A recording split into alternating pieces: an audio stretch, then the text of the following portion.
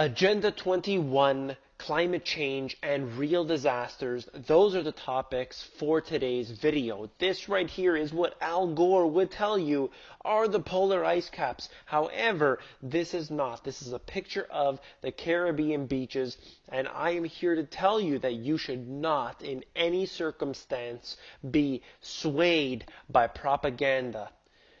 Let's take a look here. This is from Amazon. I'm just showing you here, but this is Behind the Green Mask, UN Agenda 21, an excellent book breaking down exactly what UN Agenda 21 is and how to fight it. I recommend reading this as I did. Basically, Agenda 21, for those who don't know, is to put humanity on reservations and limit their growth, because they're saying that climate change is such a serious issue that we need to limit the growth of humans. And you can see many of these maps, which I don't have ready, but there are many, many maps that show this being basically humans being pushed right off the map practically. And that is in order to fight Agenda 21. So one of the things that she says is right in here, climate change action plan. So what I've done is searched out Toronto, my home city, Toronto Agenda 21, and found that. So you can go through and you will find that this information, as Rosa Corey says, will be consistent whatever city that you're in, whatever town you're in, big or small. The information remains consistent, which means to me and to her that the information is coming from a higher power down to them, and it is being distributed. The UN has their rules and their laws that they make, even though they're unelected, nobody wants them. However, they are actually imposing what they do on our countries, and they do this at the local level. That's how they get this put in, because they're doing it at the local level where it's nice and easy to get into the people's heads, and then that is distributed throughout the whole country. Anyway, that's just one thing. Power to live green, and they talked about sustainable energy, which sounds excellent. It really does. You read it, it sounds excellent until we get into the real fine details. That's another thing. Let's go on quickly. Climate driver, climate change has been a big issue, and they keep talking about it no matter what the weather is, hot or cold. It is all because of climate change. When the seasons change, that's not seasonal changes, that is climate change according to these individuals. And of course, I'm being a little bit facetious here, but I want to just get into the real nitty-gritty here. Carbon credit policies, and this is something that what they refer to as a cap and trade program. And this allows multinational corporations to make massive profits over this whole carbon credit system. So they can then trade it, and it is traded on a carbon registry or carbon exchange, and then they can profit off of all of those transactions. And many have stated that the Rothschilds are in this business, which shouldn't surprise anybody, because they're trying to make mega billions of dollars off of anything they can. And the whole green movement is something that is obviously going to be growing over the next few years. So what I suggest everyone do, head over to the search engine, which I use Start Page, and type in your city and then Agenda 21, and you will find various things. This right here, the very first one, Canada and Agenda 21. You can go in and click on a million different things, but they'll all talk about the same exact issue, the same wording, the verbiage, everything. And they all have the same verbiage here. Look at this. Promoting sustainable human settlement development. They use these words like we're cattle.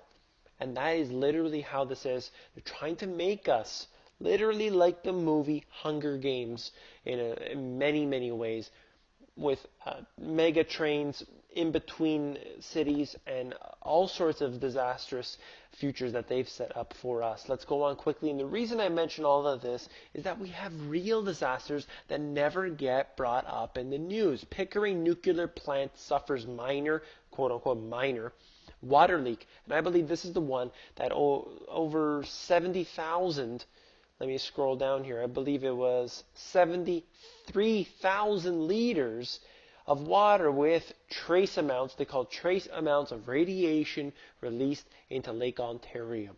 Our drinking water in Ontario here in this part, southern Ontario, is received from the Lake Ontario, and that was polluted with 73,000 liters of this contaminated water from this nuclear plant.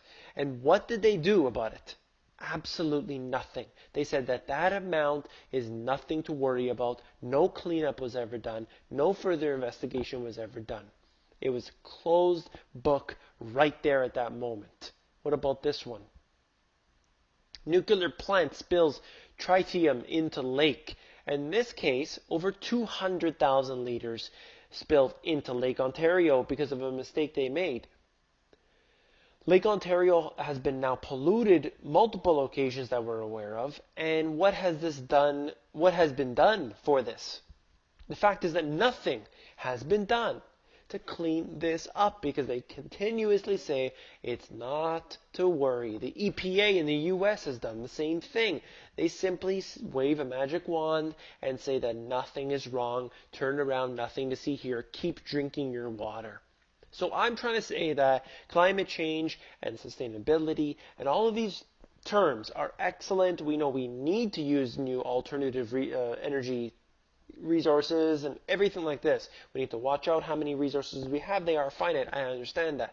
However, at the same time, we have actual dangerous things that are in front of our face, one of them being radioactive isotopes, radioactive elements being put into our drinking water supply, and nothing's being done about it. Absolutely nothing.